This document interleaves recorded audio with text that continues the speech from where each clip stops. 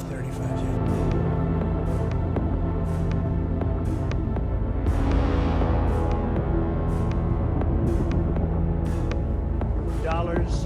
$3 billion.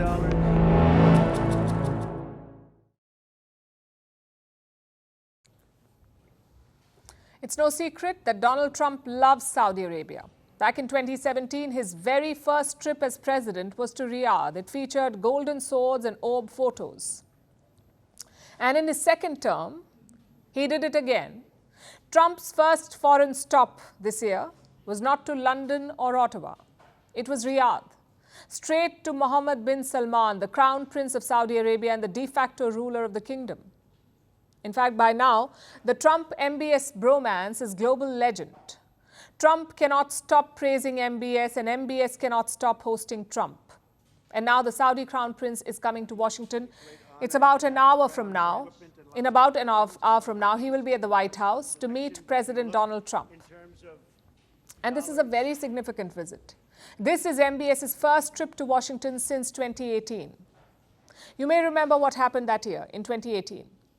Jamal Khashoggi was killed. He was a Saudi dissident.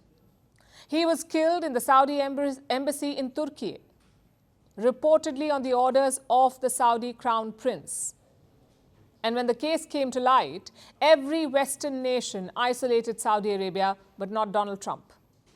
We are going to leave nothing uncovered. With that being said, the king firmly denied any knowledge of it. He didn't really know. Maybe, I don't want to get into his mind, but it sounded to me like maybe these could have been rogue killers. Who knows? So the world treated MBS as a global pariah, but Donald Trump did not. He clearly likes the crown prince too much, and now MBS is going to the Oval Office to see him. Of course, it's about more than their mutual admiration. This trip has a purpose. Saudi Arabia wants to be seen as a modern, dynamic, and indispensable power. And for that, it needs the United States of America, specifically America's technology, America's nuclear expertise, America's fighter jets, and yes, America's political blessing. MBS needs all of it. Look at the items on his agenda. The number one agenda item is the F-35 fighter jets. Saudi Arabia wants them, and Trump says he's ready to sell. Yeah, no, I am planning on doing that. Yeah. You're They want to buy. F-35s? They've been a great ally. They've got to like us very much. Look at the Iran situation, what we did in terms of obliterating, we obliterated their nuclear capability. Yeah, I will say that we will be doing that. We'll be selling F-35s. Now, this is a very important development because the F-35 is not just any other fighter jet. It is America's best so far and the most advanced technologically.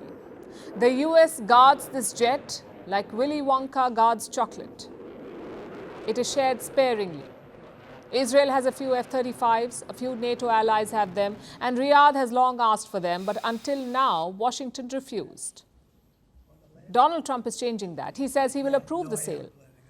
And the American defense establishment is wary because Saudi Arabia is also close to China.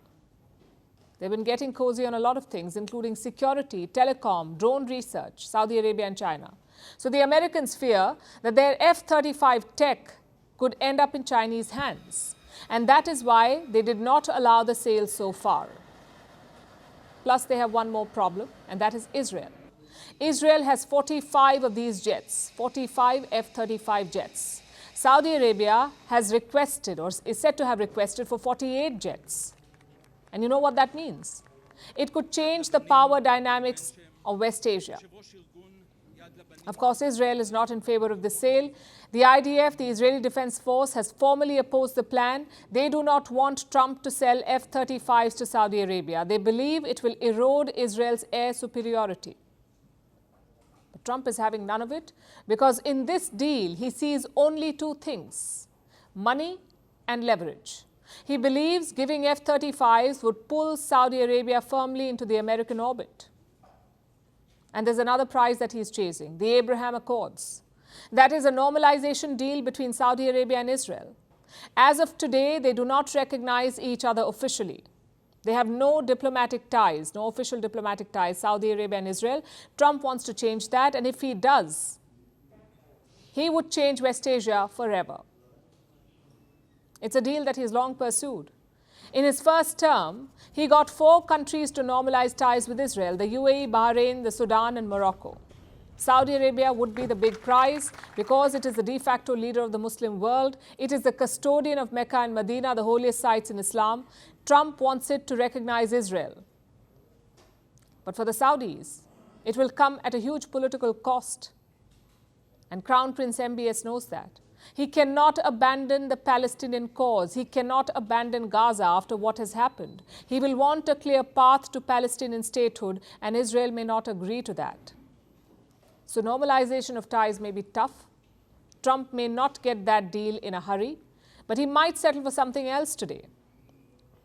Saudi money for the reconstruction of Gaza. Something symbolic, something that he can talk about, because often political storytelling matters more than political reality. And beyond that, this is about interests. Everyone pretends that foreign policy is about principles, but let's be honest, it's also about money.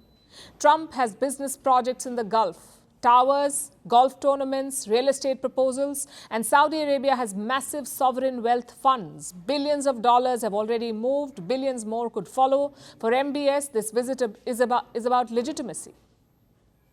For Trump, it's about power. And for both men, it's about rewriting their own storylines.